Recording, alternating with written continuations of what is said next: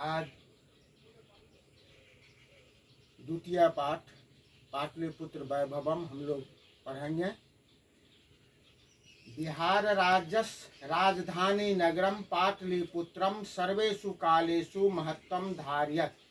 बिहार राज्य की राजधानी नगर पाटलिपुत्र सभी कालों में अपने महत्व को धारण किए हुए हैं। अस्य इतिहास सार्धसहस्र वर्ष द्विपरिमितः। इसका इतिहास 2500 वर्ष यानी 2500 वर्ष के आसपास है। अत्र धार्मिक क्षेत्रम राजनीतिक क्षेत्रम उद्योग क्षेत्रम च विशेष ध्यानकर्षम। इसका धार्मिक क्षेत्र, राजनीतिक क्षेत्र और उद्योग क्षेत्र में विशेष ध्यान आकर्षित करता है। वैदेशिका यात्रिना मेगास्त्निस्पहयान हुएन सांगिति संग प्रभुत्या पाटलिपुत्रस्य वर्णनम स्व स्मरण ग्रंथेषु चक्रु।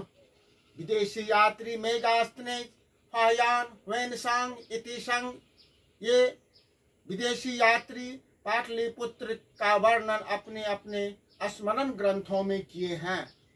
पाठेऽस्मिन् पाटलिपुत्रस्य सामान्य परिचयो वर्तते। इस पाठ में पाटलिपुत्र का सामान्य परिचय है। प्राचीनेषु भारतीयेषु नगरवन्येतम पाटलिपुत्रम नु गंगा वस्तुचित्रम महानगरम बभू। प्राचीन भारतीय नगरों में गंगा के किनारे बसा हुआ एक महानगर हुआ। तद्वि विषये दामोदर गुप्तो नाम कवि कूटनिमित्ताख्ये काव्ये कथयति। उनके विषय में, पाटलिपुत्र के विषय में दामोदर गुप्त नाम के कवि अपने काव्य मीमांसा में कहे हैं। अस्ति महितिलकम सरस्वती कूल गिरिहम। अस्ति महितिलकम सरस्वती कूल गिरिहम महानगरम नामना पाटलिपुत्रम परिभूत पुरंद स्थानम। ये अपने काव्य में कहे पृथ्वी के तिलक स्वरूप सरस्वती कुल का घर अर्थात इंद्र की नगरी स्वर्ग के समान पृथ्वी पर बसा हुआ पाटलिपुत्र नामक महानगर हुआ। इतिहासे श्रूयते यत गंगास्तीरे बुद्ध काले पाटली ग्राम अस्थिता आसित। इतिहास में सुने जाते हैं जो बुद्ध काल में गंगा के किनारे पाटली ग्राम नाम का एक गांव था। यत्र च भगवान बुद्ध बहुकृत्वः समागतः। यहाँ भगवान बुद्ध की बहुत रीतियां हुई। तेन कथित मास्ति यत ग्रामो दम महानगरम भविष्यति। उन्हीं के द्वारा यह कहा गया था कि यह गांव महानगर बनेगा।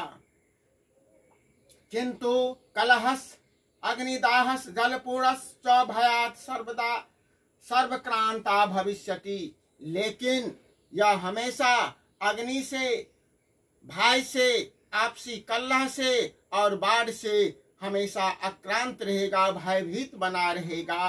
कालांतरेण पाटलिग्रामः एव पाटलिपुत्रम कथयन्ति। कालांतर में यही पाटलिग्राम पाटलिपुत्र कहलाया।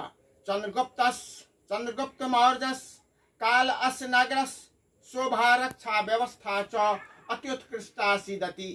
चंद्रगुप्त मौर्य के समय इस नगर की रक्षा व्यवस्था अति उत्कृष्ट थी। यूनान राजदूत मेगास्त्निजः स्वस्मरणे निरूप्यते।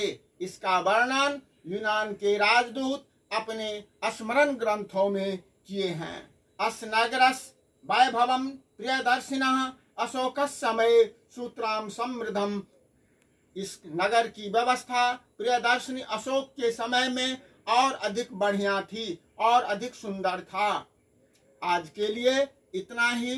पुनः आगे दूसरे भाग में हम लोग इसका देखेंगे। तब तक के लिए धन्यवाद।